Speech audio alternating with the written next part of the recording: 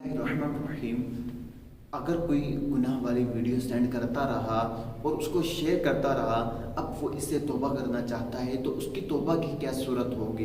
देखें कि जिसने गुनाह वाली वीडियो शेयर की और इसके बाद अब वो इससे तौबा करना चाहता है, इससे माफ़ी तलाफ़ी करना चाहता है, तो देखें अब उसके लिए ये बात लाजमी है कि वो जिसको वीडियो उसने सेंड की है, शेयर की है, उनसे वो वीडियो डिलीट करवाए और उनके सामने भी अपनी तौबा का इजहार करे कि मैंने ये फ़लाँ जो गुनाह किया था, गुनाह वाली वीडियो तुम्हें सेंड की थी, मैं इससे तौबा करता हूँ। और उसके सामने जब इसका इजहार करे तो अल्लाह तबारक व तआला की बारगाह में भी वो सच्चे दिल से तौबा करे।